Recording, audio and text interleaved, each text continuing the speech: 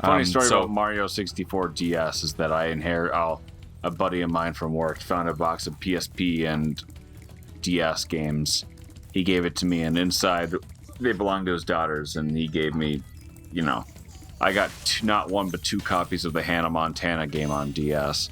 And one of them was I gotta work it. Yeah. One of them was Mario 64 for DS. And I was like, oh boy, I know my friend Mikey gave this game a replace ranking. I would like to play it. I opened it up and it was an empty box. I think the most surprising thing is that you actually watched that review. I did watch that review. I've watched quite a few of them. That's good. To support my pal Mikey. Man, am I rusty. Ho, bros, support bros. Huz before bros. So you've only played the third one? I mean, he played Super Mario 2. And what was the other game that was a shocking revelation when he played it? Battletoads? Camp Buddy? Battling the Toads. Real surprising.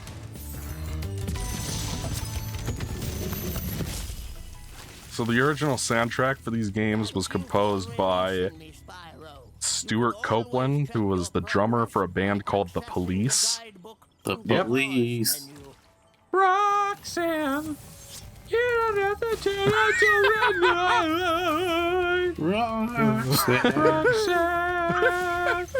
Roxanne.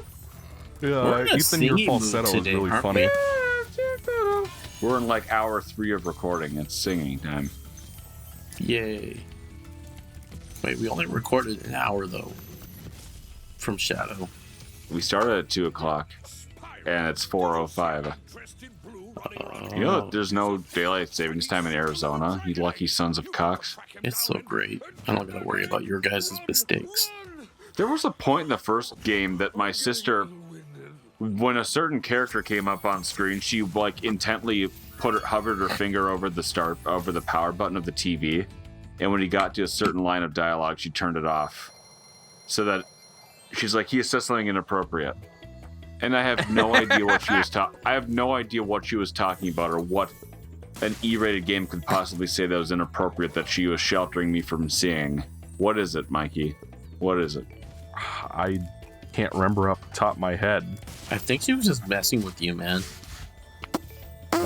Well, speaking of younger and older siblings doing things while playing video games, Eric, I don't know if you guys have played Super Mario 64, right?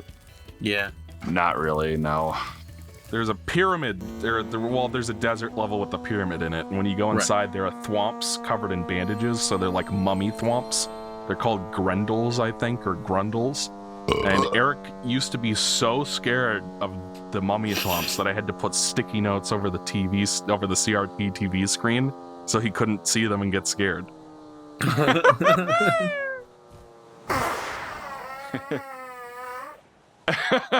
It's a big long fart.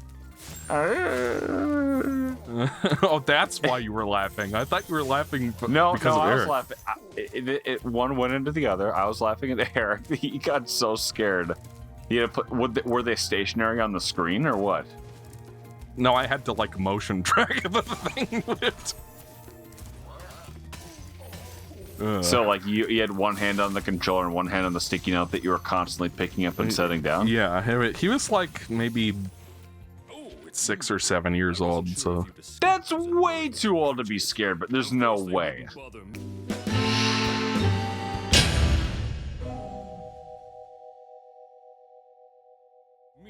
But here's a hint. Their metal armor is fireproof. And it used to be... The funny thing is that we used to have the game consoles hooked up to the TV in the living room. So whenever I wanted to play games, I had to ask my mom to stop watching her soap operas so I could play games. And then she'd be like, "No, honey, I'm watching my soaps right now." Did she actually call them soaps? Yeah. So I'm watching Days of Our Lives. Yeah, I think that was one of them. Guiding Light was one of them. Whichever one has JR in it was one of them. So eventually, JP Mandel. Eventually, we set it up so that we could move the GameCube into the playroom, which Into is the just rumpus room, as you called it. The rumpa well, we called it the playroom because it was supposed to be for little kids, but namely me and my brother, because my youngest sibling was not born yet. Ooh. Oh my god, They it's didn't get to play it at 64. What? It's a Corpaloid. Oh, yeah. The Corpaloid. Who's that little dragonfly that's behind you? That's Sparks. He's basically a glorified health meter, and he also helps you pick up treasure. Know a secret? Use the action button. Does he tell you what to do? Look around. In some of Alonzo, the look later at the- games, he acts as a tutorial guy kind of thing. Alonzo, look at the video I edited and the Mikey edited in chat. You edited it in? Ninja Turtles, here we go. Yes. Fans, edit in the comment. Kids these days. Nah, I Mike, gotta you say, enjoy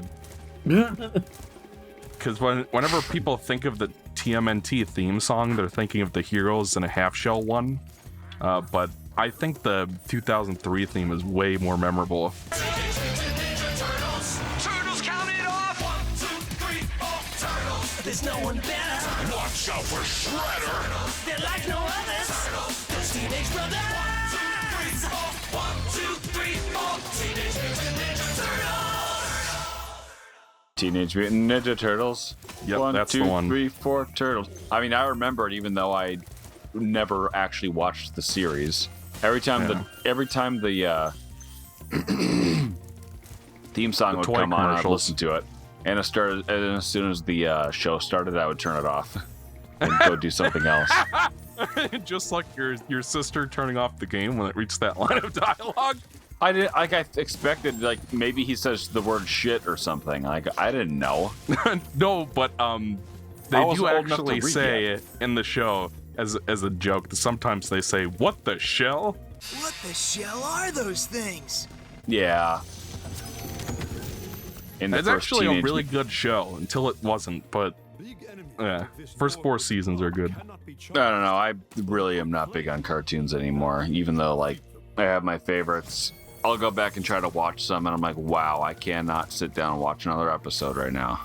Ethan has a low cringe tolerance. But I love referencing them, so I love Billy and Mandy. I want to go back and watch that whole series, but when I actually get down and sit and watch it, I'm like, oh my god, this is good, but I can't enjoy this and just pump them out like I used to. Pump them out. I'll pump you out. Pump out episodes like I used to. I have to get up and do. Was that Tinkerbell? I thought you meant No, Mikey, no. Don't make me say it out. Bad Point Mikey. Point the camera at her face. No, closer. Get her in the foreground. What's going on? Don't What tell the me hell it is looks she? like Gramps. Don't do this to me. Well, you did that to yourself. I was not going to do that. No, I was genuinely curious. I don't remember a fairy in these games. You don't What's remember the her deal? fairy? No, What I'm missing I is watched down my this sister way. play Spyro before I was old enough to know how to read, so I don't remember much of this game at all. Yeah, she's part of it. I want you to look at her because she is cute, but you can make her Gramps if you want. Mikey's obsessed with Gramps. Whenever they're cute, Mikey whenever is they're obsessed with Gramps. yeah, Yeah. whenever there are cute girls on screen, I always look at them. You should see my camera roll in Breath of the Wild. Every time there's a cute NPC, I would just go up and take a picture of them. That was me, except with Link. The whole game, he's on screen the whole time. You're such a fart. Look at those sheep; they're cute. You know what else is a fart? The cloud coming from Spyro's butt the entire time since we entered this area. You did that to yourself. Mikey. Mikey. Why? Look, we what gotta do purpose- something to save this playthrough. What are you talking about? It's funny. Yeah, What- we're having what our fun. purpose- What purpose could there be to possibly have them be fixed? It's like having a non-adjustable or like frame rate locking. What's the point? I understand like a frame rate locking, but like, why load time? Yeah, though that is something to note about these games. Is oh man, am I rusty? Used to be able to do this one really quick, but this game was originally released exclusively for PS4, and then like a year later, they finally ported it to everything else. I think you mean PS1. What? You mean PS3? PS1. PS5? Well, yeah, the original versions of the games were for PS1 only, but when they remade it as the Reignited trilogy, it was PS4 exclusive for roughly a year or so. I wonder if I have this game. Let me walk into the other room so that I can examine my game shelf to see if there are any Spyro the Dragons on there. Ethan's gonna go lock in. Gonna go pump one out. Yeah, pump one out while we're away. Alonzo was like, yeah. Super, yeah. He's gonna pump it out everywhere, all over his games. He's gonna pump it out all over his Billy and Mandy merchandise. Every time we keep saying pump it out, add a spoof sound, Mikey. The cum squirt. You guys are a bunch of pump outs. Yeah, I do. I actually do have a copy of Spyro the Dragon on PS1. Oh, that's I awesome. thought we were talking about Reignited trilogy specifically. Fucking but yeah. why, Mikey? Nobody has ever played this game before. Are you sure about that? This is a game that nobody has ever played, and you Let know Ethan it. have it. Lord knows Ethan needs a win here and there. Oh, yeah, here it is. Right in the manual. Call me Sparks! Oh, sure, you've heard plenty about my friend Spyro the Dragon, but what is a dragon without a dragonfly? In trouble, that's what. I'll be following Spyro around in his big adventure. I'll tell you all about it. Interesting. There's the last one. Oh. You're It's over there. interesting. Thank you.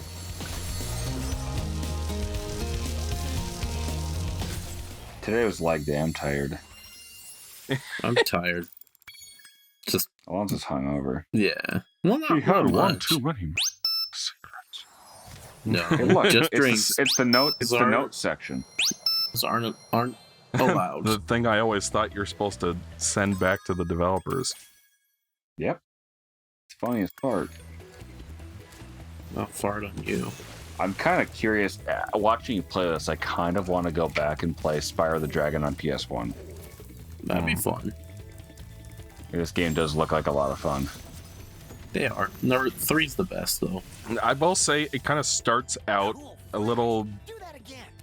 Yeah, as someone who played the later games first and then came back to this one, it does start out a little too easy, but it does really ramp up in difficulty by Dreamweavers. So if it doesn't hook you at first, give it a chance. And then it'll get a little more challenging later on. OG PS1 version? Well, it's the same for both of them. This is a pretty straightforward remake. It didn't really change a lot. I remember this part, of apart him from the flying to graphics. the levels. I always thought that was really cool Yeah. when the camera rotated around him. This game was like a huge hit for Sony back in the day, wasn't it? Yeah. Yeah, I mean, I think the first one was 98, so it came out the same year as like Half-Life and Ocarina of Time. Oh, that's right, I have to hit them twice, I forgot. I watched the gaming historian, his Spyro review, or not review, but like historical fart fest on. You just murdered that wizard.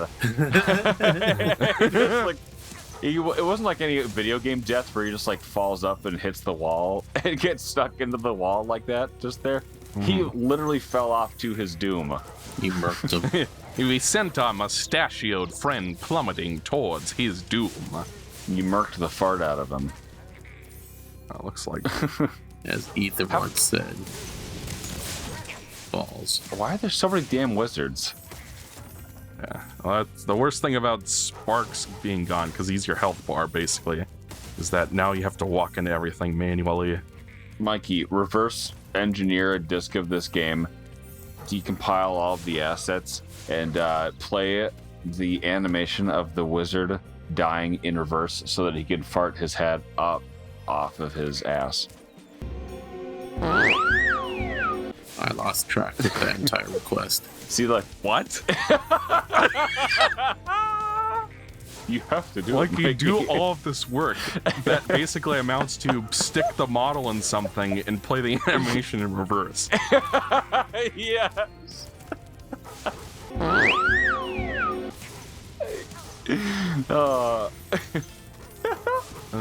You goofy little bastard. Ethan is goofy. As Mikey said, I have to save this playthrough somehow.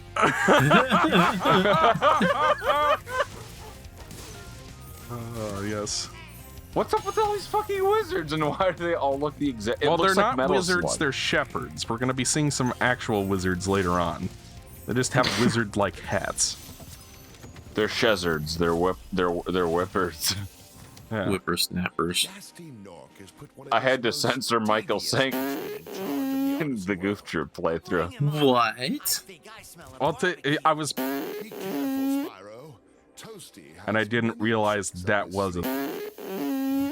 I'd never heard that one before. He said between a knife and a fork, Uh-huh. a spoon and a fork. I mean, it's Jack. Oh shit, the skeleton. Well, that's not a skeleton; it's a sheep. It's a Jack Skellington. The easiest boss of all time. Is this the boss? Yes. Yeah. The boss. I like how that became the joke, the running joke that you're going with, and not who the hell is this? That one bothered me. Who But the hell are you? that one bothers me for bothered something you. else. I'll tell you Ethan is later. unfazed by nothing. But also fazed No. by everything. Alright, so we're basically done with artisans. Yeah, this game has a lightning fast pace to it, which is what I really enjoy about the Spyro series in general. Because with a lot of, you play something like, I know this is a dead horse and I won't dwell on it, but, you know, you play something like Banjo-Tooie and every level goes on for like 6 hours. 6 hours. Yeah, it was the levels in that game take a really long time to complete all the way. And even if you're just playing that game casually, it's really long. So like you have like 6 levels and each one of them takes like 2.5 hours, and it's just whereas with this game you're So in it's and like out of Resident level Evil within 6? 5-10 minutes and you're It's like all done. It's like with it. Resident Evil 6. Oh Added in the ding sound. yes.